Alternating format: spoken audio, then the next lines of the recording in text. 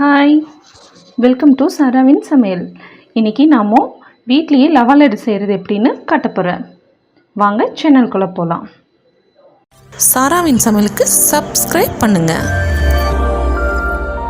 இப்போது லவா லட்டு செய்கிறதுக்கான தேவையான பொருட்கள்: ஒரு கப் ரவை நான் எடுத்து வச்சுருக்கேன், ஒரு 3 ஏலக்காய், முந்திரி பருப்பு திராட்சை, அப்புறம் ஒரு கப் சுகர், கொஞ்சம் பால், காய்ச்சின பால், கொஞ்சம் தேங்காய்.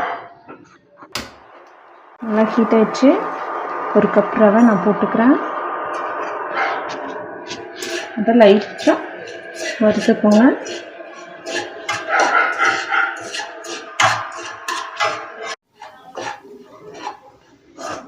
ரவை நான் நல்லா வறுத்துட்டேன். வறுத்து எடுத்து வச்சுக்கலாம். ஒரு சின்ன கடாய் எடுத்து வச்சுக்கோங்க. கடாய் காஞ்சிருச்சு. ஆயில் கொஞ்சம் விட்டுக்கலாம்.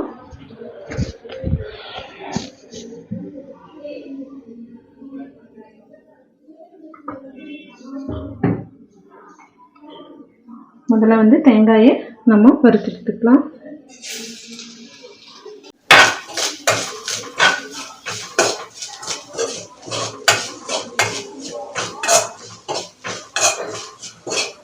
இந்த தேங்காய் பச்சை வாசம் போகிற வரைக்கும் நல்லா வறுத்துக்கோங்க.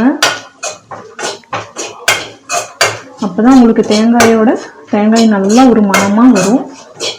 அப்போ பாருங்கள், தேங்காய் நல்லா நம்மளுக்கு வறுபட்டுருச்சு. நல்லா வறுபட்டுருச்சு.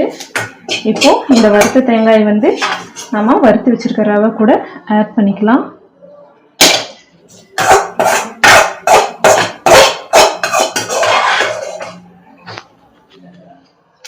இப்போ கடாயில் இன்னும் கொஞ்சம் ஆயில் விட்டு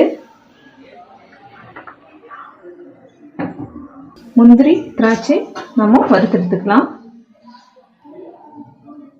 எண்ணெய் காஞ்சிருச்சு.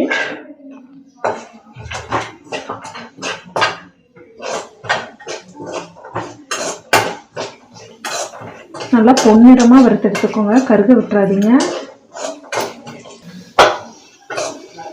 பாருங்க, நல்லா வறுத்துட்டோம் முந்திரி திராட்சை.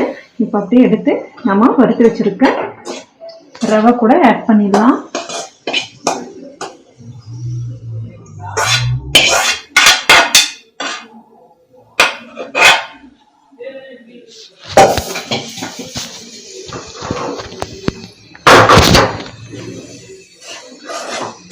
நல்லா கிளறி விட்டுக்கோங்க. முந்திரி திராட்சை வறுத்த தேங்காய் எல்லாம் இப்போ நாம ரவை கூட போட்டு நல்லா கிண்டிக்கலாம்.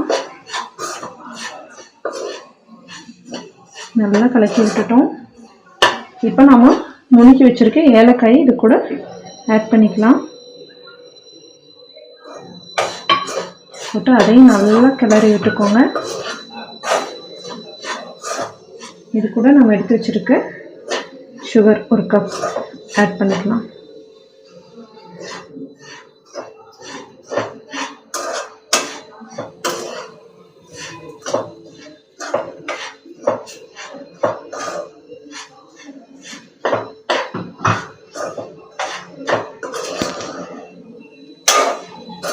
எல்லாத்தையும் போட்டு நல்லா கலக்கிக்கோங்க.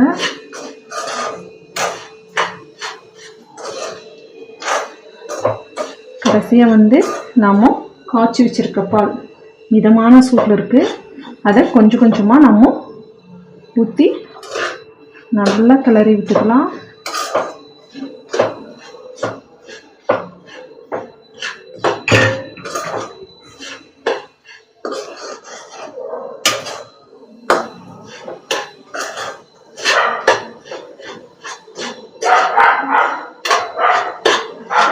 நல்லா பால் ஊற்றி ரவையோட நல்லா மிக்ஸ் பண்ணிட்டேன். இதை எல்லாம் ஒரு சீடாக சேர்த்து நல்லா அமுக்கி விட்டுக்கோங்க.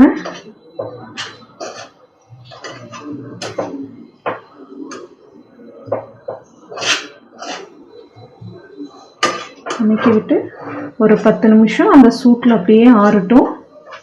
அப்போ தான் உங்களுக்கு உருண்டை நல்லா பிடிக்கிறப்போ உதிரி உதிரியாக இல்லாமல் நல்லா ஒரு உருண்டை ஷேப்பில் வரும். ரவா லட்டு நம்மளுக்கு இப்போ நல்லா நான் மெத்தி விட்ருக்கேன். ஒரு 10 நிமிஷம் நல்லா ஊறட்டும். ஒரு கேப் வச்சு க்ளோஸ் பண்ணி விட்டுறலாம். 10 நிமிஷம் ஆயிடுச்சு.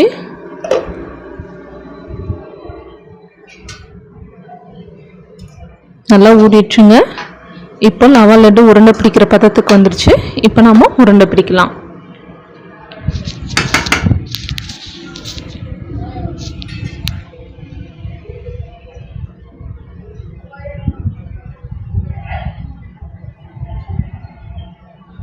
நல்லா கையில் வச்சு அழுத்தி பிடிங்க.